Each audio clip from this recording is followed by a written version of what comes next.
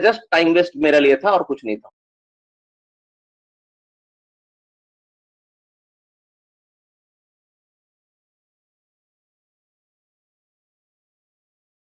सुनो ध्यान से।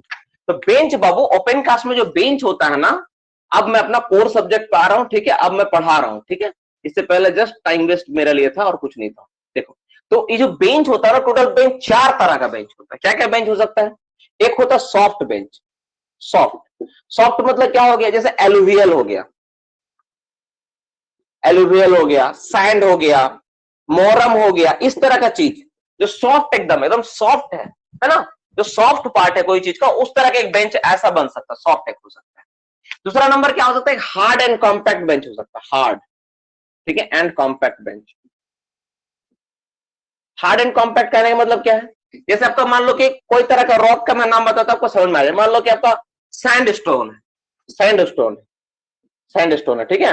आपका कोल ही है, तो कोल क्या? हार्ड है। सैंड स्टोन है, ग्रेवल है, तो ये सारी चीजें हार्ड है, इस तरह का बेंच।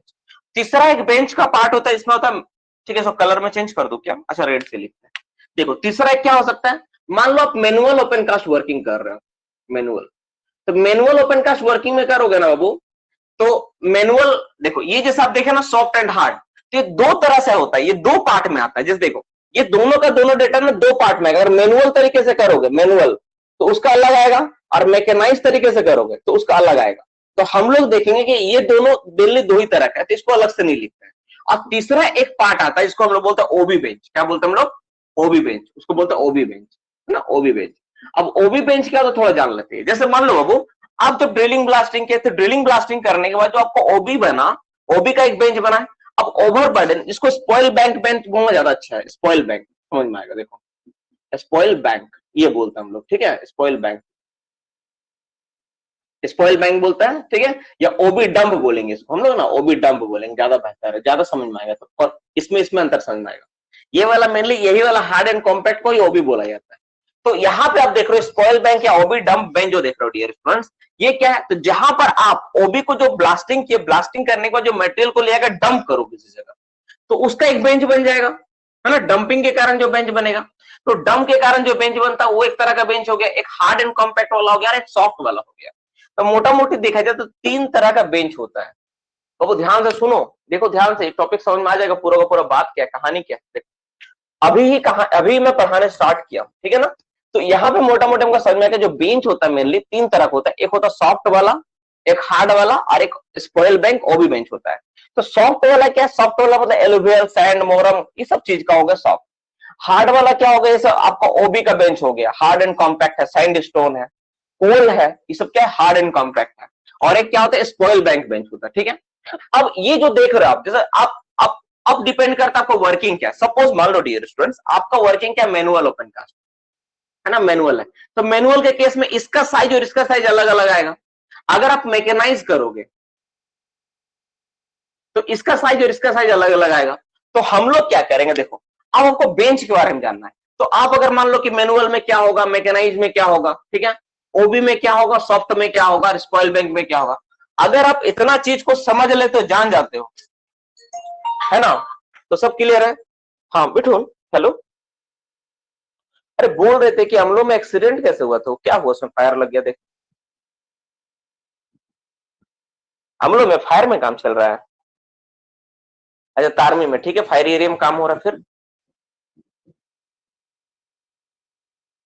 हम्म। हम्म।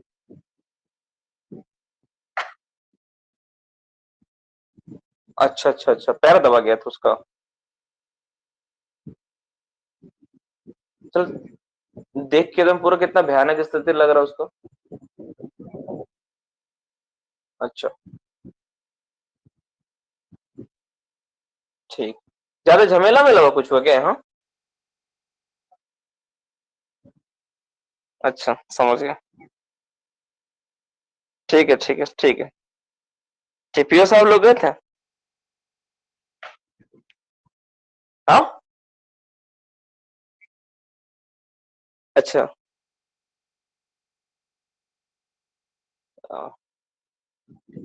हाँ, गए तो होंगे। हाँ।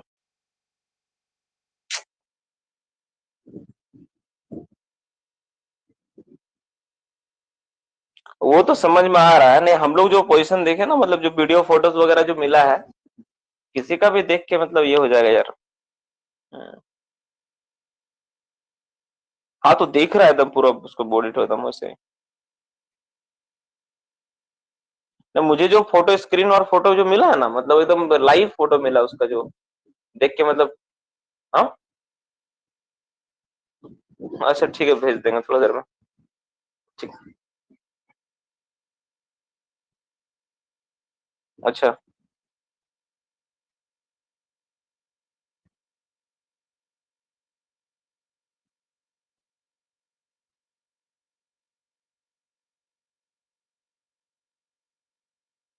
हम्म।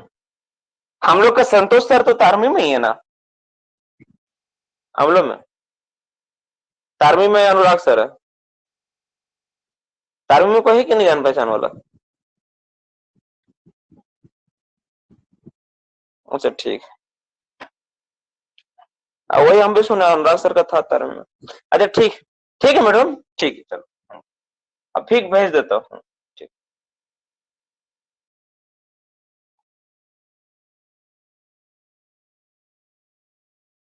बाबू एक मिनट रुक जाओ यार।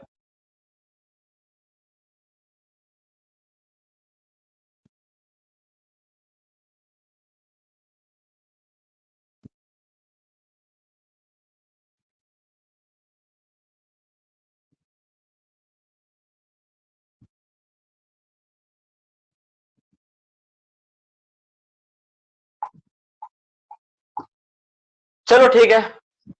जो आप लोग न्यूज देखे थे ना, उसी के बारे में थोड़ा पूछ रहा था मैं उनसे।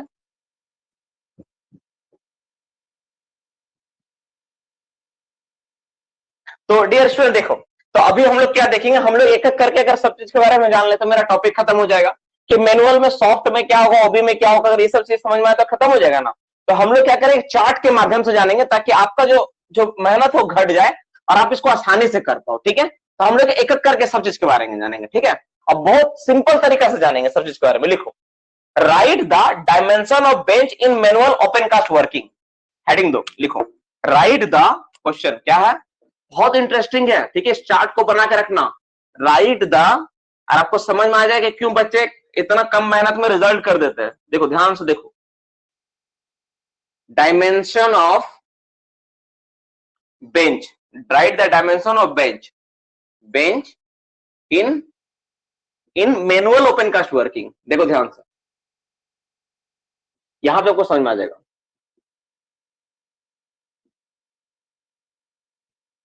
तो मैनुअल ओपन कास्ट वर्किंग में बेंच का डायमेंशन क्या होगा, साइज क्या होगा, उसके बारे में हम लोग को जानना है, करके लिखना है। ठीक है बाबू, तो देखो अब याद करो। ठीक है, जैसे मैं थोड़ा देर पहले बताया, जैसे मान लो एक बेंच है, तो एक बेंच में क्या क्या डायमेंशन होता है, क्या क्या चीज आपको पता करना होता है।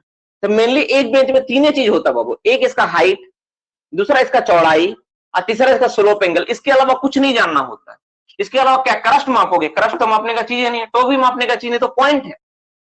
क्रस्ट और टो क्या है, तो पॉइंट है, इसको माप ही नहीं सकते हम लोग।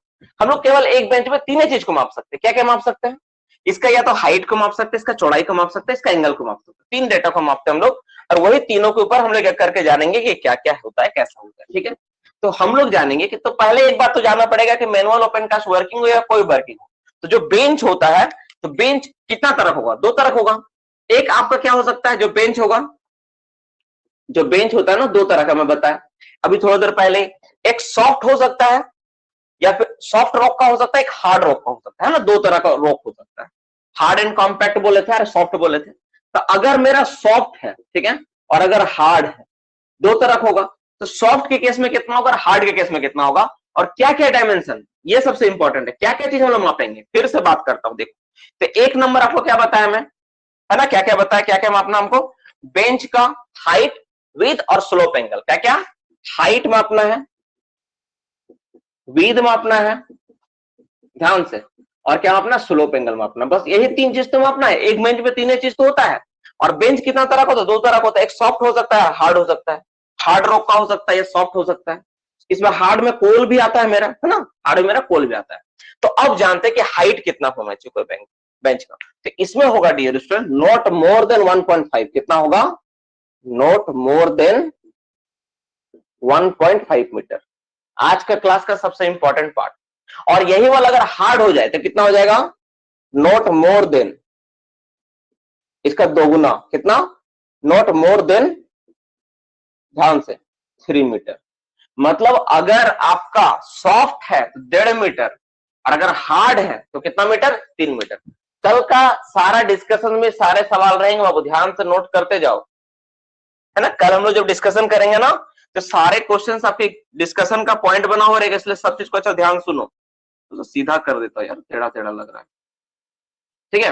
अब देखो दूसरा नंबर पॉइंट क्या है, अब इसका चौड़ाई के बारे में बात करते हैं। चौड़ाई कितना होना चाहिए, तो चौड़ाई दोनों को केस में, इसमें बात करो इसमें बात करो, not less than height, not less than इसका हाइट, हाइट इसमें भी सेम, इसमें भी क्या, नॉट लेस देन हाइट। मतलब क्या, मतलब इसमें अगर देखोगे मैनुअल में अगर सॉफ्ट है तो 1.5 मीटर से ज्यादा नहीं होगा, और इसमें अगर देखोगे हार्ड में तो 3 मीटर से ज्यादा नहीं होगा, ये आपको रखना है, ठीक है। और स्लोप एंगल का बात करेंगे, स्लोप एंगल कितना होगा, तो स्लोप एंगल कितना रहेगा मेरा, नॉट मोर देन 45 डिग्री, दोनों में। देखो कितना आसानी से याद कर सकते हैं आप लोग, नॉट मोर देन कंपेरेटिवली देखो 45 डिग्री। बस इस चार्ट को आपको बना लेना डियर स्टूडेंट्स, एक दो बार, आप कभी जीवन में नहीं भूलोगे। देखो 45 डिग्री ज्यादा नहीं होगा, बस यही है। तो मैनुअल अगर ओपन कास्ट वर्किंग में हम लोग काम करते हैं डियर स्टूडेंट्स, तो बेंच का जो हाइट होगा, हम मैं पहले ही बताया कि इसमें बेंच के बारे में पढ़ना, और बेंच में क्या क्या टॉपिक है, टर्म है। तो बेंच में बस उसका तीन ही चीज होता है, क्या क्या होता है, एक हाइट होता है, चौड़ाई होता है, स्लोप एंगल होता है। तो कोई भी मैनुअल ओपन कास्ट वर्किंग में अगर मैनुअल तरीके से काम हो रहा है तो हाइट कितना होगा, 1.5 मीटर, और हार्ड है तो 3 मीटर। और विड्थ कितना होगा, हाइट से कम नहीं होगा, हाइट से कम नहीं होगा, और 45 डिग्री ज्यादा स्लोप एंगल नहीं होगा। अब बताओ इसमें क्या हार्ड याद करने वाला, क्या बहुत टफ चीज है कि हाँ सर याद नहीं होगा कभी, मैं जब पूछूंगा ना तब बता पाओगे। बस इस कंपैरेटिवली डेटा को ऐसे करके याद रखो आप, ये जो डेटा है ना इसको आप कंपेयर करके ऐसे करके याद रखो। आप इसको क्या करोगे, कभी भी आप इसको किसी के पास एक्सप्लेन कर पाओगे, कभी भी आप पढ़ पाओगे। ध्यान से देख लो बाबू, सब चीज को अच्छे से नोट डाउन कर लो,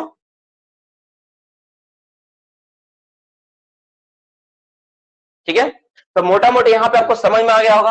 आप बुक्स में स्टडी करोगे तो इसी चीज को पूरा घुमा फिरा कितना तोड़ मरोड़ तोड़ के समझाया ना, रेगुलेशंस को आप पढ़ो, मैनुअल ओपन कास्ट वर्किंग आपको समझ में आ जाएगा तो उसमें कितना घुमाया है इस सब बातों को, यही छोटा छोटा चीज को है, आम बात ही, लेकिन इतना घुमा दिया डियर स्टूडेंट्स इन सब चीजों को, इसको मैं एकदम शॉर्ट में लिखवा दिया, ठीक है। और यही सब रीजन है कि बच्चे आसानी से रिजल्ट कर जाते हैं, है ना, यही रीजन है। इतना साधारण तरीका से मिलेगा ना तुमको कि तुम खुद सोचेगा सर ये तो बहुत आसान है, ये तो हम कर ही सकते हैं, ठीक है। अब हम लोग बात करेंगे किसके ऊपर, तो एक तो हो गया मैनुअल वाला कितना होगा। अब मैनुअल के बाद क्या बताया आपको, पहला बेंच हो गया मैनुअल, ठीक है। दूसरा बेंच कौन सा है, मैकेनाइज, ठीक है। अब मैकेनाइज ओपन कास्ट वर्किंग के बारे में जानेंगे। कौन सा working, mechanised open cast working, MECHANISED, mechanised. अब मैकेनाइज्ड वर्किंग के बारे में जानेंगे तो उसका बेंच के बारे में क्या क्या होगा, तो उसमें भी यही तीनों फिगर आएगा, soft, hard, bench height, with और स्लोप एंगल, यही ना होगा। तब इसके बारे में हम लोग मिटा के डेटा सिर्फ चेंज होगा, बाद बाकी सब चीज तो वही रहेगा, ठीक है। डेटा को चेंज करूंगा मैं, बाद बाकी सब चीज तो वही रहेगा। तो फटाफट देख लेते इसके बारे में कि क्या क्या डेटा है, क्या क्या चेंज करना है।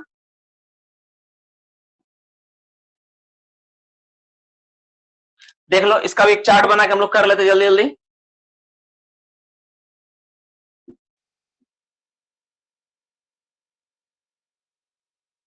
ठीक है। तो बाबू इसके बारे में फटाफट लिख लेते हैं, ठीक है, जल्दी से खत्म हो जाएगा। देख लो, तो बेंच अगर सॉफ्ट हो तो क्या होगा, अगर सॉफ्ट मटेरियल का बना हुआ हो तो क्या होगा, तो इसमें कितना होगा, अगर आप मैकेनाइज कर रहे हो ना तो मैकेनाइज्ड ओपन कास्ट वर्किंग में जो हाइट होता है मेरा वो नॉट मोर देन 3 मीटर, है ना, कितना ज्यादा नहीं होगा, नॉट मोर देन 3 मीटर, इसमें 3 मीटर, उसमें 1.5 मीटर था सॉफ्ट में, इसमें 3 मीटर है, not more than 3 metre, 3 metre से ज्यादा नहीं होगा, 3 मीटर ज्यादा नहीं होगा, not more than 3 metre, 3 metre ज्यादा नहीं होगा। अब चौड़ाई कितना होगा, ठीक है, 3 times of the height, not less than, कितना, देखो इसमें हमेशा नॉट लेस देन ही आ रहा, इसमें हमेशा नॉट मोर देन आ रहा, देख लेना आप दोनों लिख के कंपेयर करके, है ना, नॉट लेस देन, ठीक है, कितना, 3 टाइम्स, समझा देता हूं, ऑफ हाइट। अच्छा तुम लोग में से एक बात हमेशा लगता होगा कि सर यहाँ नॉट लेस देन लिख रहा है या नॉट मोर देन लिख रहा है, दोनों में अंतर क्या है कि नहीं, मैं थोड़ा समझा देता हूं बाबू दोनों में अंतर क्या है, थोड़ा देर टाइम दे दो मैं समझा देता हूं। इसको क्या करते हैं, साइंटिफिक स्टडी करवाएंगे। साइंटिफिक स्टडी करवाने के बाद जो डेटा आएगा ना, उससे ये स्लोप एंगल कम नहीं होगा। साइंटिफिक स्टडी कराने के बाद जो डेटा मिलेगा, जो पिक्चर मिलेगा, उससे ये कम नहीं होगा। ठीक है, ध्यान से देख लो। सॉफ्ट के केस में कितना रहेगा, नॉट मोर देन 3 मीटर, मतलब 3 मीटर से अधिक नहीं। इसका मतलब क्या होता है बाबू, नॉट मोर देन, ये तो सभी को पता है, नहीं अधिक नहीं होगा। इसका मतलब अधिक नहीं, अधिक नहीं, किससे अधिक नहीं, 3 मीटर से अधिक नहीं। इसका मतलब ये 3 times of the height, not less than. देखो वो एक बात, जब कोई डीजीएमएस का नियम, रूल, रेगुलेशंस, कोई भी कानून बनता है ना, तो सबसे इंपॉर्टेंट क्या होता है ना, वहां पे सेफ्टी को रखना होता है। मैं समझा देता हूं इस चीज को कि not less than, not more then कहां से आ जा रहा है, क्या हो रहा है। क्या है, मेरा लाइन टेढ़ा हो जाता है यार हमेशा, इतना बार लाइन खींचता हूँ फिर भी टेढ़ा टेढ़ा चला जाता है। एक्चुअली यहां से मैं लाइन खींच रहा हूँ ना, तो मुझे लगता है ऐसे जाएगा, है ना, देख रहे हो। इसको आप देख लो, ठीक है, मैं फिर से एक बार एक्सप्लेन करूंगा क्या होता है क्या। इसको आप देख लो बाबू, जल्दी से फटाफट नोट कर लो। तो नोट करने के बाद एक बार नोट कर लो, फिर मैं बता देता हूँ क्या हो रहा है।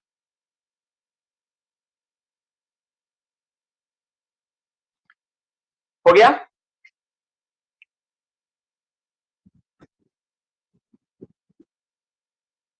तो